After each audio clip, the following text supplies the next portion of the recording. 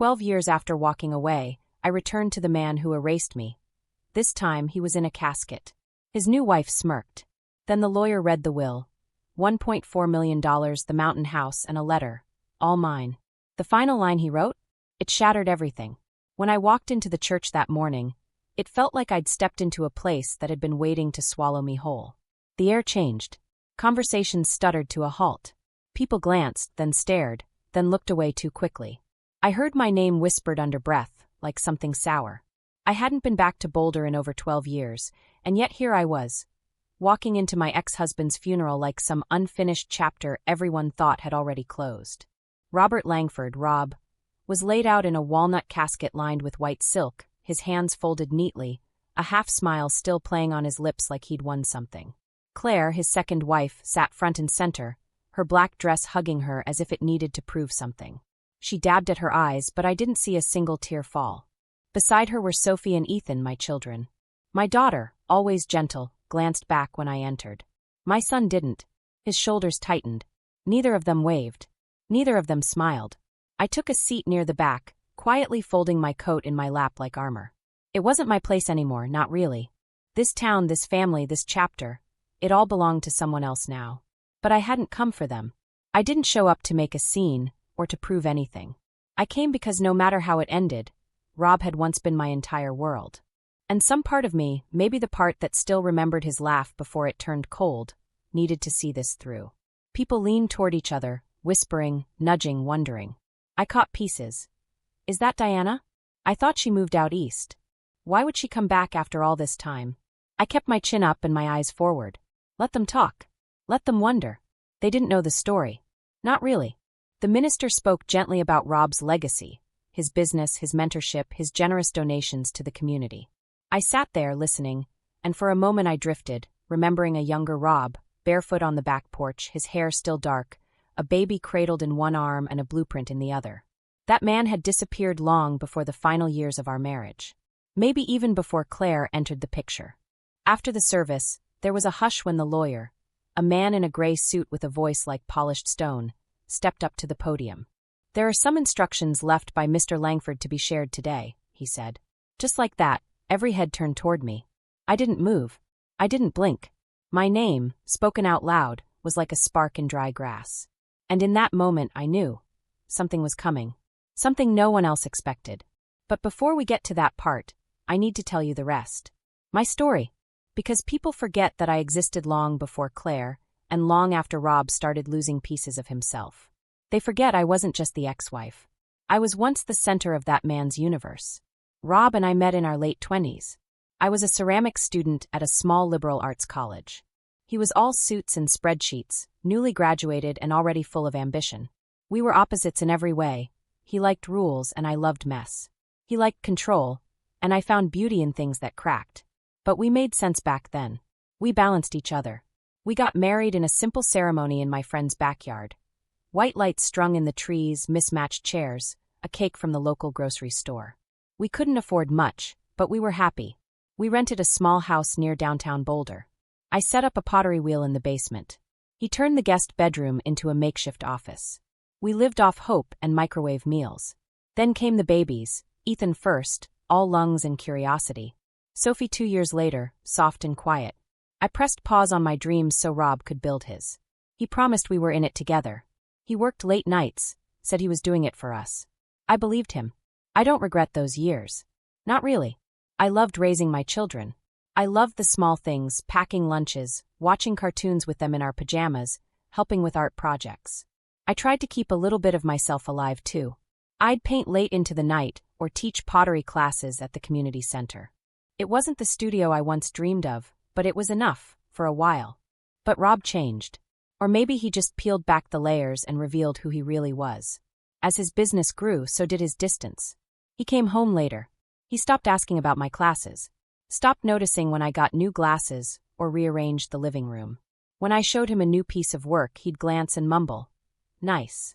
That was it. I still tried. For years.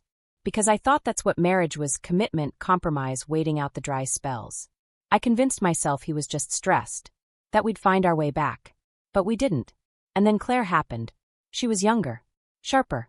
She worked with him at the office, and knew how to talk the language of deals and developers. At first, I didn't want to believe anything was happening. But it became obvious. The late nights. The new cologne. The way he smiled at his phone, not at me. I stayed quiet. I swallowed my questions. I played the part.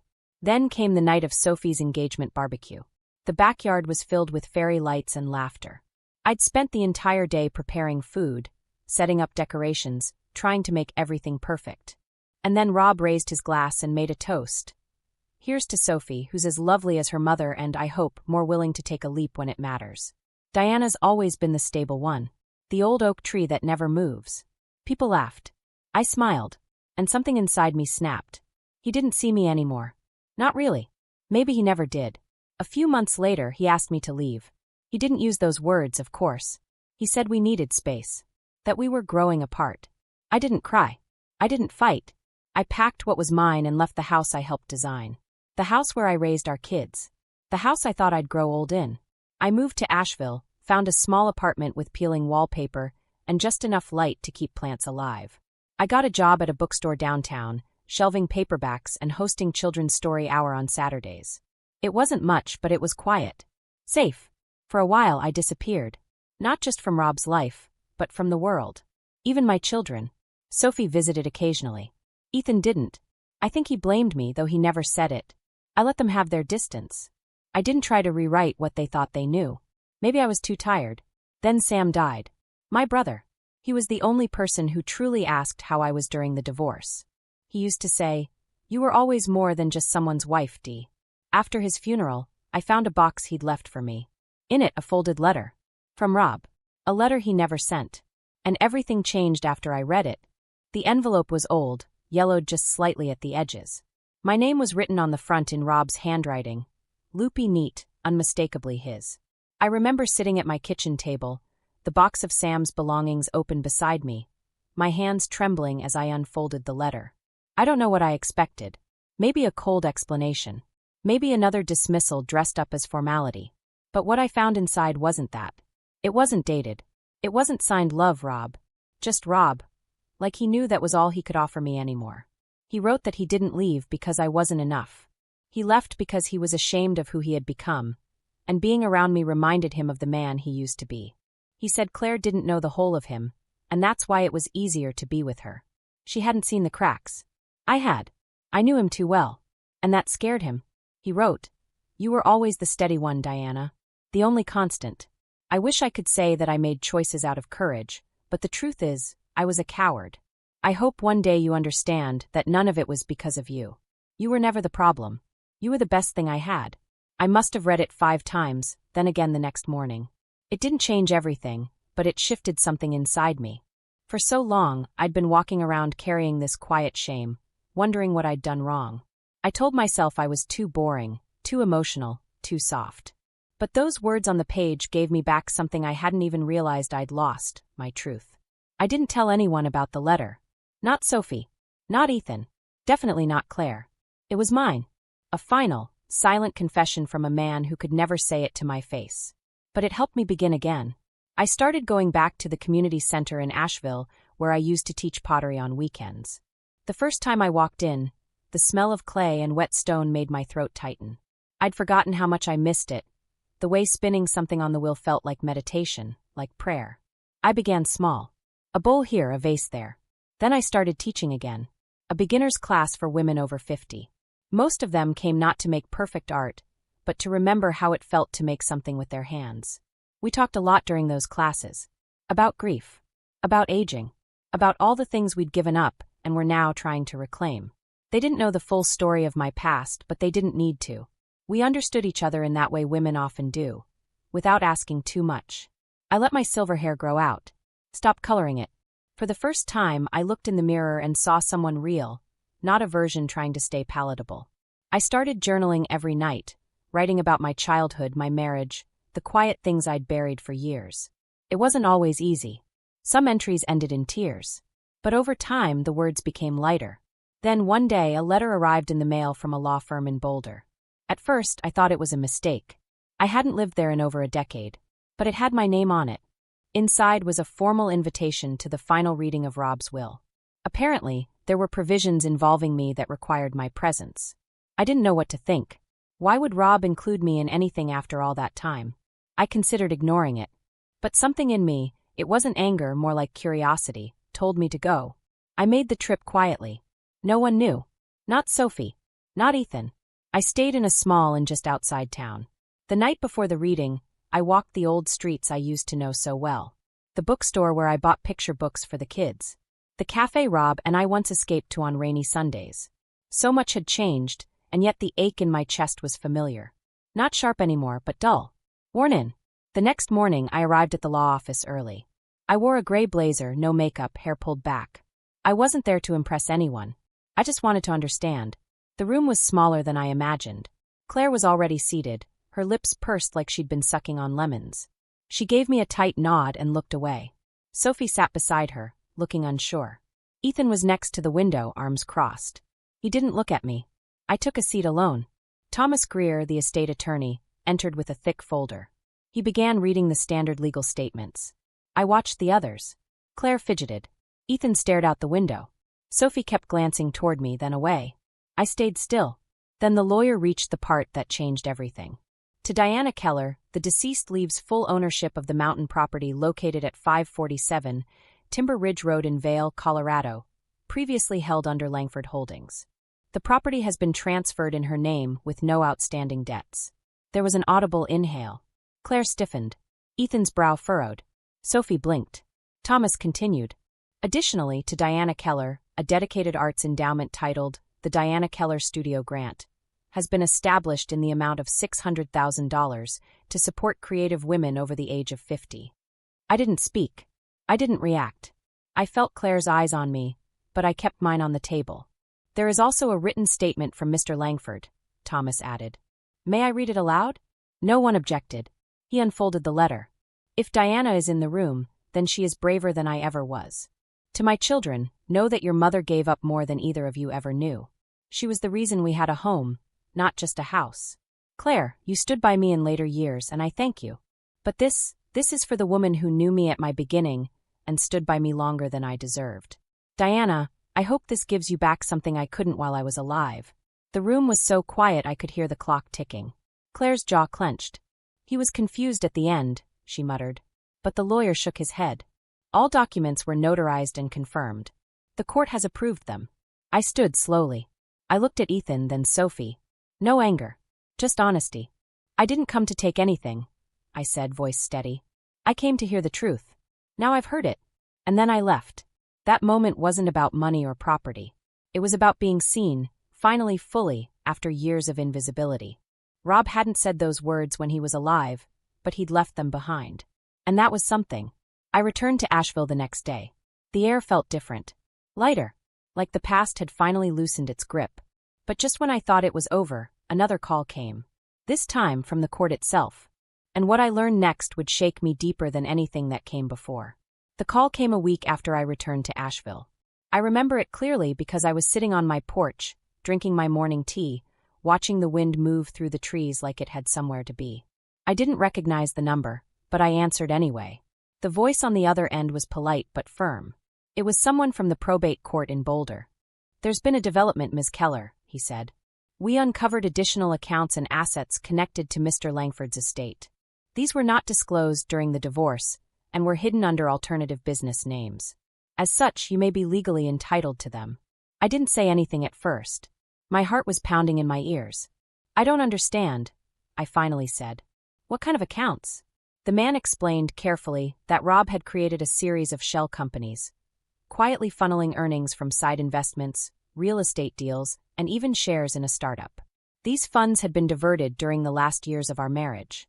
According to the law, because they existed before and during the time of our divorce, they should have been disclosed and divided. Estimated value, he said, is about $850,000, though it may grow depending on the final asset audit. I think I laughed. Not because it was funny, but because I didn't know what else to do. For years, I believed I'd walked away from that marriage with almost nothing. I started over from scratch while he rebuilt a life with Claire and played the part of a generous husband and father. And all along, he'd been hiding money. Money I had helped him earn, through sacrifices, through years of silence, through holding a family together so he could build his empire. Still, I didn't feel rage. I felt vindicated. Quietly. Privately. The world didn't need to know. I didn't need to throw it in anyone's face.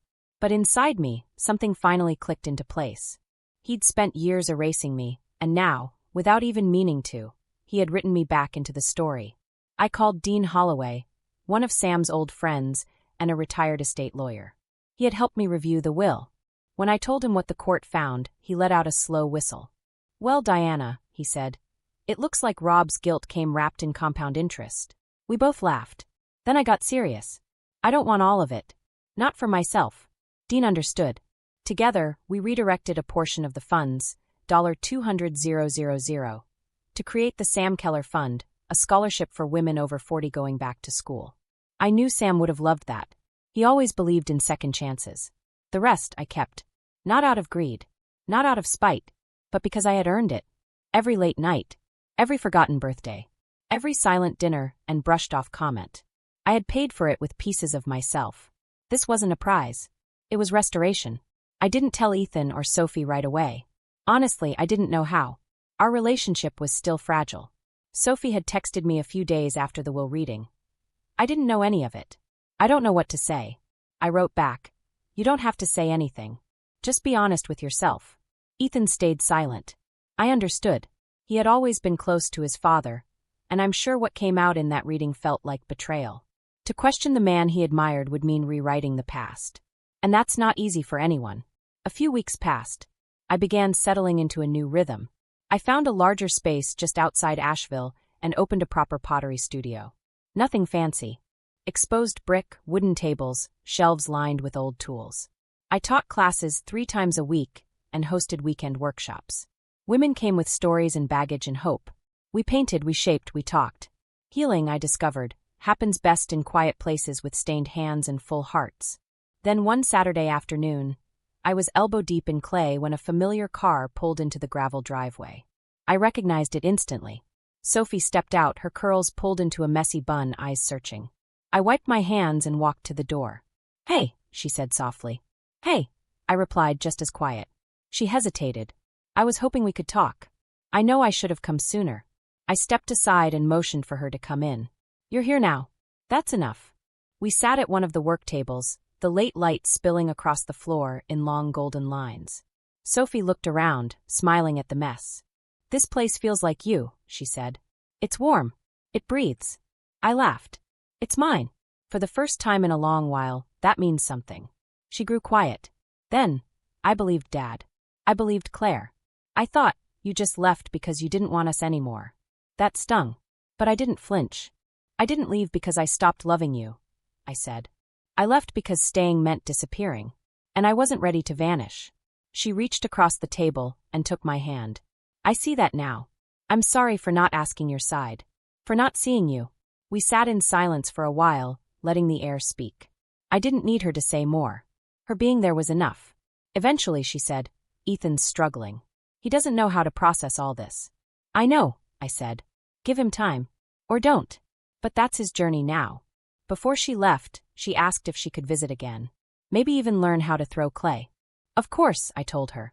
"But I'll let you choose your own colors." She smiled and hugged me before walking out into the setting sun. I stood at the doorway long after she left, hand resting on the old wooden frame, heart full in a way I hadn't felt in years. I wasn't waiting for Ethan. I wasn't waiting for an apology. I had stopped needing permission to be whole. But the story wasn't done yet. Not quite. A letter would arrive soon. A letter not from the past, but from the very heart of the silence I'd been walking through. And that letter would not be from Rob. It was a Sunday morning, quiet and gray, when the final letter came. I wasn't expecting anything, just another slow day where I opened the windows, played soft jazz on the radio, and let the light trickle into my studio. But there it was, slipped between a gardening catalog and a utility bill, addressed in neat handwriting I didn't recognize. Inside was a card. No return address. Just a simple message, written in careful script. I don't know where to begin. Maybe with this, "I'm sorry. I hope one day we can talk. Ethan." I stared at it for a long time, heart caught somewhere between joy and ache. He had written. After everything. After the will, the silence, the awkward distance. My son had reached out, not with explanations but with honesty. And that, I think, was harder to give. I didn't rush to reply. I sat with it, like you sit with a warm cup of tea you don't want to finish too quickly. I needed to hold that moment, feel the truth of it. Later that week, I wrote back. Not a letter, just a note. You don't need to explain. Just come by sometime. The studio's always open. Love, Mom. I didn't know if he would come, but I left the front light on every evening, just in case. And a week later, he did. He pulled up just as the sun was setting, his old truck rumbling into the gravel like it belonged there. He stepped out, taller than I remembered, a little thinner, carrying something heavy that wasn't in his hands. We didn't hug. Not right away. We just looked at each other for a second, then walked inside. I don't know what to say, he said, voice tight. You don't have to say anything yet, I told him. Let's sit. We settled in the back room, where finished pottery pieces lined the shelves, mugs, bowls, vases. I had made them in the quiet hours, each one a chapter of a story I wasn't sure I'd ever share.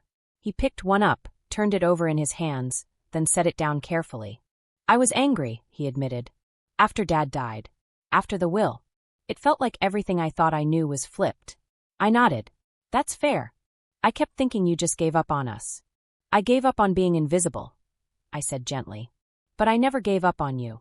He looked at me then, really looked, and I saw the boy I used to hold in my arms, the one who clung to my shirt during thunderstorms, who used to draw on the walls with crayon and then try to lie about it with that crooked smile. I read Dad's letter, he said. The one they read at the will. I didn't know he'd written it either, I told him. But I'm glad he did. Ethan ran a hand through his hair. He wasn't perfect. I think. I needed him to be. But now I don't know what to do with that. You accept it, I said. You don't have to fix it. You just have to be honest about it. We didn't cry. That wasn't our way. But something softened between us, like ice melting under a slow spring sun. Before he left, he looked around the studio one more time. You made all of this? I did. He smiled, just barely. It's good to see you here, Mom. Like this. After he left, I sat down at the wheel and began to throw a new piece, something simple, round, open. I didn't know what it would become yet. And that was okay. Weeks passed and life moved on gently, like a stream no longer blocked by fallen branches. Sophie visited often now. She helped me clean up the studio before workshops, sometimes stayed after to talk. We didn't need to revisit the past every time. We just lived. And Ethan? He started calling every other week. Nothing dramatic. Just check-ins. Small things. But to me they felt enormous. One afternoon I stood in my garden, the one behind the studio where I had planted tulips, rosemary, and wildflowers. I looked around and realized something quietly powerful. I didn't feel like I was waiting anymore. Not for an apology. Not for understanding. Not even for time to pass. I was living fully, and I hadn't asked anyone's permission to do so. I used the last of the inheritance, the portion untouched by scholarships or grants, to fix up the Vale cabin. I kept it modest. I didn't want it to feel like a monument to a broken past. I wanted it to be a place for art retreats, for quiet weekends, for possibility. A space for other women who needed to remember themselves. I named it the Turning Room. A nod to both pottery and the chapters of our lives that change us without asking. I never responded to Claire's letter. She'd written one, of course, months after the will. It was short, polite, defensive. She blamed the lawyers. The timing. The emotions. I read it once, folded it neatly, and tucked it away. Not out of spite, but because I had nothing left to say to her. Some things didn't need to be reopened. My house in Asheville grew full, not just with pottery but with peace. Photos of Sam and my kids lined the mantel. The framed letter from Rob sat quietly on a shelf. Not as a trophy, but as a reminder of how far I'd come. What once was heavy was now just a part of the story. One morning, after a workshop, I sat alone in the studio. The sun filtered through the high windows, catching dust in the air like tiny sparks. I stood before a large blank canvas. Yes, I'd started painting again too, and picked up a brush. I didn't plan the strokes. I let the colors move. Bold ones, soft ones, unsure ones. I didn't try to make it perfect. I didn't need to. It was mine. And that was enough. That's the thing about healing. It doesn't arrive like a parade. It sneaks in like sunlight through a cracked door, filling up the space where pain used to live. People still ask sometimes about Rob, about the money, about the way things ended, and I just smile, shake my head, and say, it's not about how it ended. It's about who I became after. I'm Diana Keller. I'm 58. I teach art. I have silver hair and paint under my fingernails. I once gave everything to someone who couldn't see me. But I see me now. And I'm just getting started.